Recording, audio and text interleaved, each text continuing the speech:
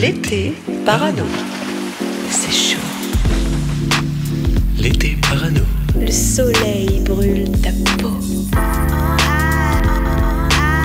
Voyage, destination, complot. L'été parano.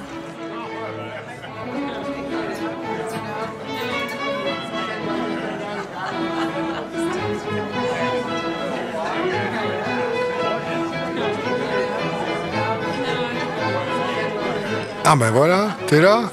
Mais t'étais où? Bah, je me suis perdu, c'est immense ici. Ah ouais, ben ça tu peux le dire, hein. 1000 pièces dans le château de Windsor, l'un des plus grands palais européens. Modifié sur plusieurs siècles, hein, si tu veux savoir un petit peu. Et voilà, l'historien qui revient. Ouais oui, le château de Windsor, eh bien il croise plein de styles, médiéval, gothique, georgien, victorien, néo-gothique et moderne. Ok, merci pour le précis historique des lieux.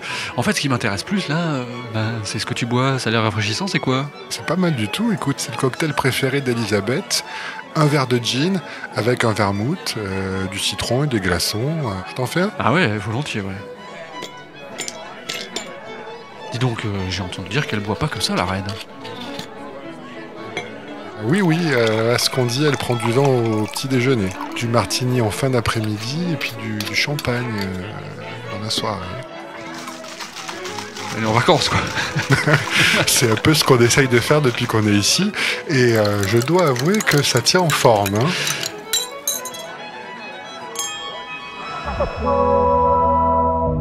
L'été parano.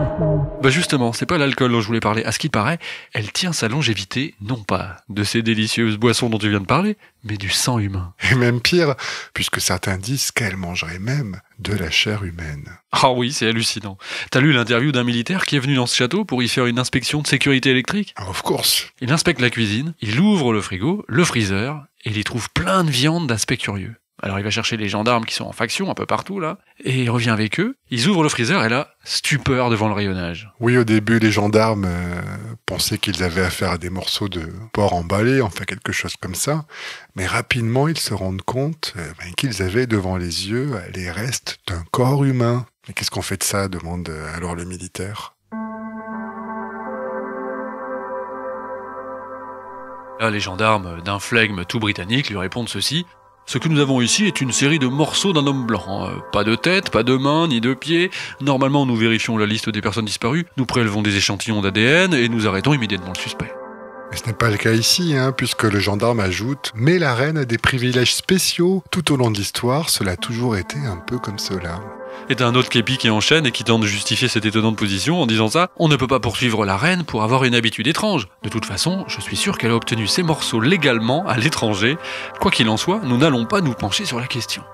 Mais quel pays vend des morceaux humains? Ah mais je ne sais pas. Les pays du Commonwealth, on imagine. De toute façon, j'ai envie de te dire, quelqu'un comme Elisabeth, elle a bien le droit d'avoir ses petits péchés mignons, non? Ouais, c'est vrai. Et puis c'est comme ça que s'expliquerait son incroyable longévité. Ben vois-tu, j'ai envie un petit peu d'y croire, hein.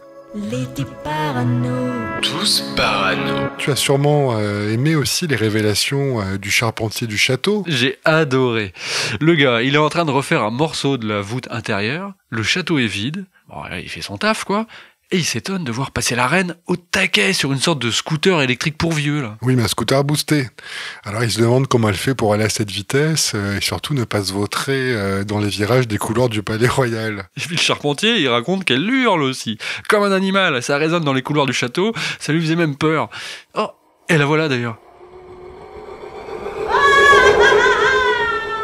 Quelle santé quand même cette bonne femme. 70 ans de règne cette année, hein, un record. Donc c'est efficace alors, ce sang humain? Bah, à ce qui paraît. Mais t'as vu ses dents? Ouais, le charpentier aussi en parle, hein. Des dents aiguisées comme des couteaux, il dit. C'est pour mordre comme un vampire? Enfin, j'arrive pas à comprendre. Je sais pas, certains morceaux humains doivent être assez durs ou mal préparés, je sais pas. Ah, bah, les Anglais, de toute façon, et la cuisine, ça en fait deux, quoi. L'été parano, parano, parano. Tous parano. Pour la tendresse de la chair, rien ne vaut le fœtus, à ce qui paraît. Ah, je te vois venir, et encore plus quand c'est préparé en soupe. La soupe de fœtus. très répandu à ce qu'on dit chez les élites. Ouais, ça vient de Chine.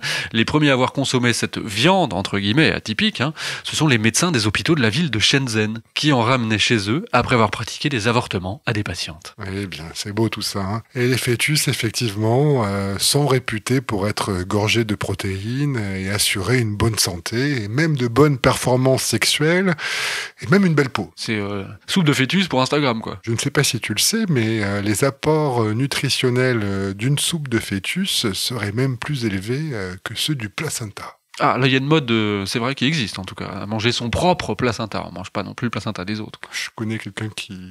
Ouais. Et alors, elle a une belle peau? Spécialement. D'une très bonne santé, d'ailleurs. Et puis ce que pensent ces médecins chinois, notamment, c'est que les fœtus, eh bien, ils peuvent soigner certaines maladies à condition qu'ils soient consommés régulièrement. Ah oui, d'accord, faut avoir un fournisseur. L'asthme, par exemple, fait partie des pathologies auxquelles on peut venir à bout grâce à une consommation récurrente de fœtus. Le fœtus humain est, paraît-il, conseillé par la médecine traditionnelle chinoise, mais Pékin, officiellement, interdit cette pratique. Bon, ils interdisent tout de toute façon. Mais le trafic continue, hein, pour s'assurer d'avoir des fœtus qui ne sont pas infectés par des maladies, grande spécialité chinoise à nouveau. Les consommateurs, eh bien, ils les achètent discrètement dans les hôpitaux d'État. Tiens donc. Les recettes sont nombreuses, hein, je ne sais pas si tu sais ça. On peut par exemple les associer à du gingembre, ainsi qu'à des fleurs d'oranger ou de la ciboulette. On peut même baigner ces fœtus dans un potage à base de porc. Oh, merci pour la recette. Enfin bon, chacun les met à sa sauce. On trouve pas mal d'histoires là-dessus sur le web, des articles sur ce mets de choix douteux, avec des photos bien dégueulasses, et même le prix, environ 4000 $ la soupe. Oui, mais accroître sa longévité ou sa vigueur sexuelle, ça n'a pas de prix, Gaël. La consommation de fœtus serait ainsi fréquente chez les oligarques russes, mais aussi chez des célébrités, par exemple Madonna, me semble-t-il, ou même Dick Cheney. Le vice-président des États-Unis. À l'époque de George W. Bush, oui, tout à fait. Eh bien, vois-tu, à ce qu'on dit, encore une fois, à ce qu'on dit, eh bien, il aurait survécu à plusieurs attaques cardiaques grâce à ce régime. À base de fœtus. De quoi nous rendre tous parano. Je transpire. Tu conspires. L'été parano. Allez, resserre-moi un cocktail royal, s'il te plaît. Moi, je vais m'en tenir à ça. Ce cannibalisme juvénile me dégoûte un peu. Bon, allez, remets-toi, hein. Tout ça, c'est des histoires. Ouais, mais c'est dégueu. Allez, reste zen, comme le petit dragon. Quoi? C'est quoi ce conseil? Un indice sur notre prochaine destination? Tu l'as bien deviné, et je te conseille aussi de préparer ton nunchaku. Allez, on se retrouve très vite avec un nouvel épisode de l'été parano.